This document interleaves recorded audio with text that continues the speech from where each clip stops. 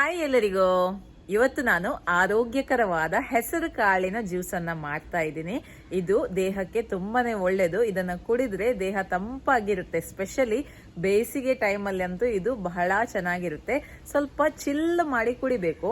Fridge ಅಲ್ಲಿ ಇಟ್ಟು ಕುಡಿದ್ರೆ ಇನ್ನೂ ಕೂಡ ಒಳ್ಳೇದಾಗ್ತದೆ ಕುಡಿಲಿಕ್ಕೆ.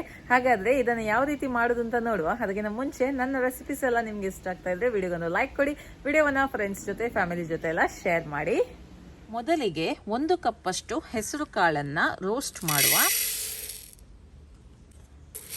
ಒಳ್ಳೆ ಘಮ ಬರಬೇಕು ಇದರಿಂದ. ಹಾಗೆ ಲೈಟ್ ಆಗಿ ಕಲರ್ ಚೇಂಜ್ ಆಗಬೇಕು. ಅಷ್ಟರ ತನಕ ಇದನ್ನ ಹುರಿದುಕೊಳ್ಳಿ. ಓಕೆ ನೋಡಿ, ಒಳ್ಳೆ ಘಮ ಬರ್ತಾ ಉಂಟು. ಕಲರ್ ಕೂಡ ಲೈಟ್ ಅಲ್ಲಿ ಚೇಂಜ್ ಆಗಿದೆ. ಇಷ್ಟಾದ್ರೆ ಸಾಕು. ಇದನ್ನ ತೆಗೆದು ಬಿಡುವ. ಸ್ವಲ್ಪ ಹೊತ್ತಿದು ತಣ್ಣಗಾಗ್ಲಿ.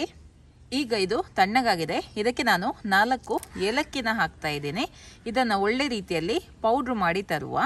ನಿಮಗೆ ಈ ಥರ ರೋಸ್ಟ್ ಮಾಡಿ ಹೆಸರು ಕಾಳನ್ನು ಯೂಸ್ ಮಾಡಲಿಕ್ಕೆ ಇಷ್ಟ ಇಲ್ಲ ಅಂದರೆ ನೀವು ಇದನ್ನು ಮೊಳಕೆ ಬರೆಸಿ ಹಾಗೆ ಕೂಡ ಡೈರೆಕ್ಟಾಗಿ ಯೂಸ್ ಮಾಡ್ಬೋದು. ಆಯಿತಾ?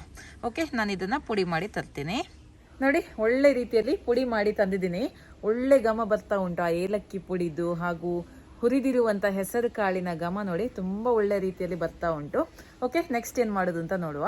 ಈಗ ಈ ಪುಡಿಯನ್ನ ಒಂದು ಪಾತ್ರೆಗೆ ಹಾಕಿಕೊಳ್ಳುವ. ಪೂರ್ತಿಯಾಗಿ ಹಾಕ್ತಾ ಇದ್ದೀನಿ.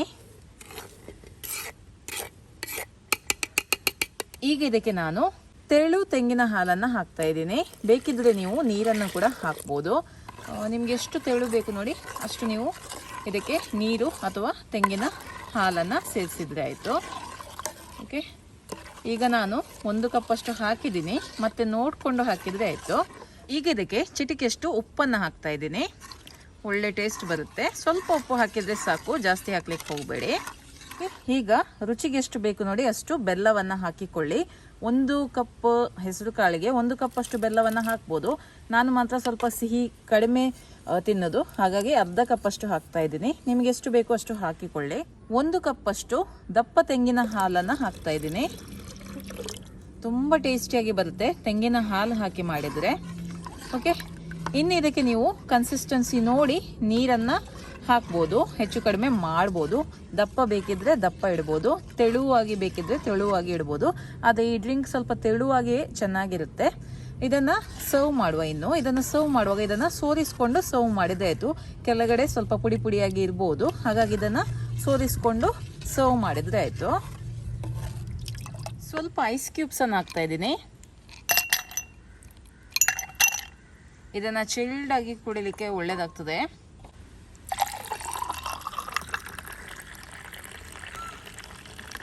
ಈಗ ಟೇಸ್ಟ್ ಮಾಡುವ ಸಮಯ. ಮಂಜ ಬಂದಿದ್ದಾನೆ, ಟೇಸ್ಟ್ ಮಾಡಿ ಹೇಳಾಯ್ತಾ ಯಾವ ರೀತಿ ಬಂದಿದೆ ಅಂತ. ಬೇಸಿಗೆಗಂತೂ ಇದನ್ನ ಚಿಲ್ಡ್ ಆಗಿ ಕುಡಿಲಿಕ್ಕೆ ತುಂಬಾ ಒಳ್ಳೇದಾಗ್ತದೆ. ಫುಲ್ ಖಾಲಿ ಮಾಡಿದ್ಯಾ? ಒಳ್ಳೇದುಂಟಾ? ಒಳ್ಳೇದುಂಟು. ಕೂಲ್ ಆಗಿ ಉಂಟಾ?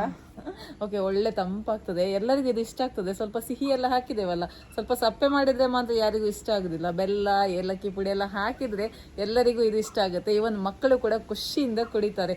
ಓಕೆ, ಇವತ್ತಿನ ಈ ವಿಡಿಯೋ ನಿಮ್ಗೆ ಇಷ್ಟ ಆಯ್ತು ಅಂತ ಅನ್ಕೊಳ್ತೀನಿ. ಮುಂದಿನ ವಿಡಿಯೋದಲ್ಲಿ ಸಿಗ್ತೀನಿ. ಅಲ್ಲಿ ತನಕ ಬಾಯ್.